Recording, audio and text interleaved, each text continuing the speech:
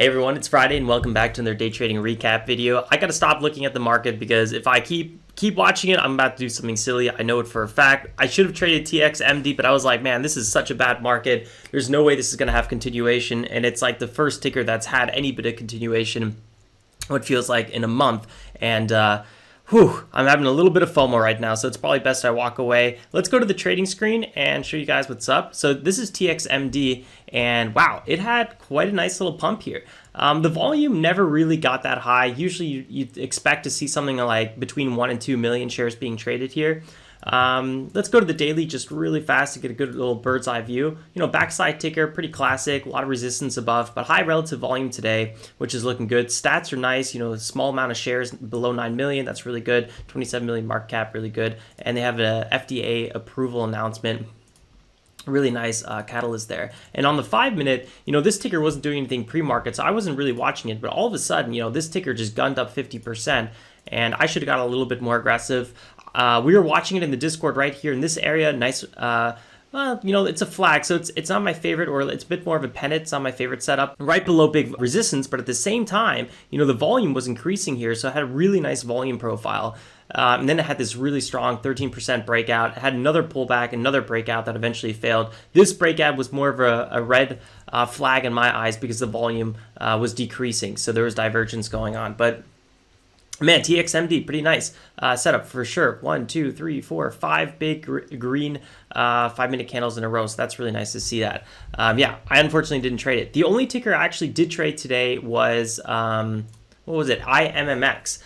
And there were some decent moves on it. My mistake on IMMX, well, it was pretty much dead before it really began. IMMX, it basically got to a big resistance zone and then just, you know, plateaued, and it wasn't able to get past that. You could really feel the resistance on this ticker.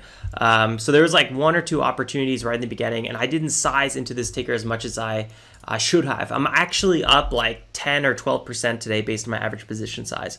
So like profit-wise, percent is pretty good, but I should have been really sizing to at least like 5,000-10,000. I don't know. I didn't have to go all out, but I didn't size enough today, and I think that's been a little bit of my mistake lately.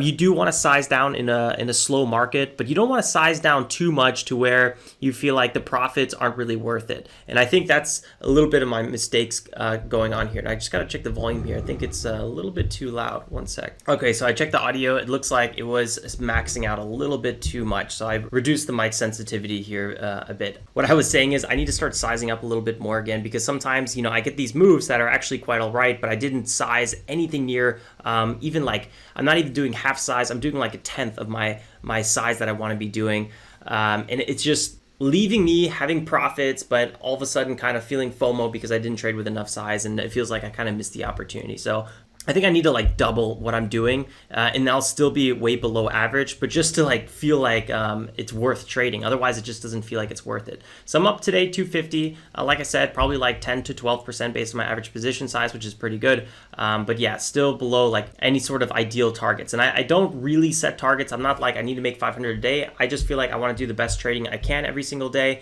and I think sizing down too much is keeping me from doing that, because I'll get FOMO and I want to, you know, overtrade and trade setups that aren't good anymore because I'm trying to make back for, you know, missed profits. So let's go and talk about IMMX, which is, you know, was actually pretty nice. And now it's trying again here, but this volume profile is disgusting. And look at all these flushes. I wouldn't be surprised if it had a fake out in a flush, but who knows? Anything's possible. Really fast on the daily chart with this one.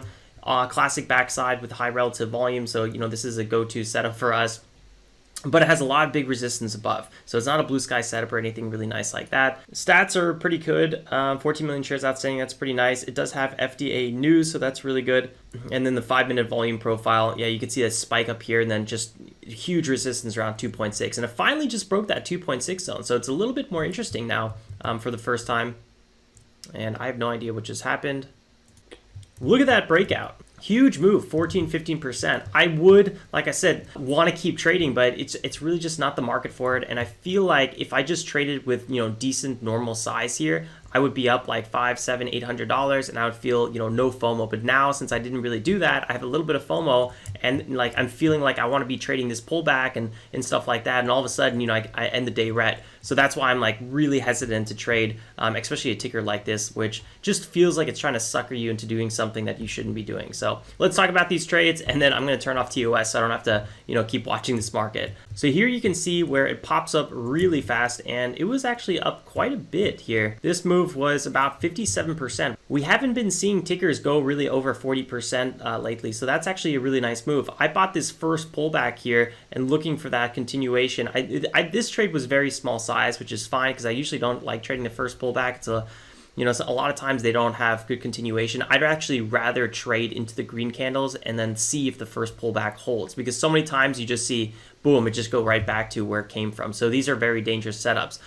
But then this ticker actually started holding its highs. It had a pullback here and then a nice little pop. I actually got this move perfectly, but I only did with 1,000 shares. So this should have been like a 4,000 share position. This pop really would have made me a nice chunk of change. So that was a little bit unfortunate. After that, I did a little bit of, actually, this was actually a front side move here. We had a 5-minute breakout, 1-minute pullback. I tried that. It didn't work. And then it was stuck in a range. And, these were technically all range trades, which I don't really want to be doing. I should be avoiding these. I made some money and then I lost some money here on this one. So I think all of this, I was like net red, just like $20 or something like that. So it just wasn't really that interesting. And yeah, look at this right now. It's selling off, and the volume's just so weird on this ticker. And every time it spikes up, the biggest volume's on the red candle. So I would be very careful on a ticker like this. Obviously, anything's possible. Maybe you could just keep ripping from here on out and keep breaking these resistance zones. But I'm going to call it here. I'm going to wrap up my week, and then hopefully we get a little bit more momentum. I know yesterday was actually quite okay. Today, yeah, it was a little bit slow, but it's, classic Friday. But I hope we start a nice little uptrend with these small caps as the SPY starts consolidating, maybe finds a bottom. I don't know. But I'm definitely an eager beaver to start, getting more aggressive again for sure. All right, guys, thanks for tuning in. I'll see you then first thing Monday morning. Don't forget to drop a like on the way out. Consider subscribing if you're new. And like always, stay safe and make some awesome trades. Ciao, guys.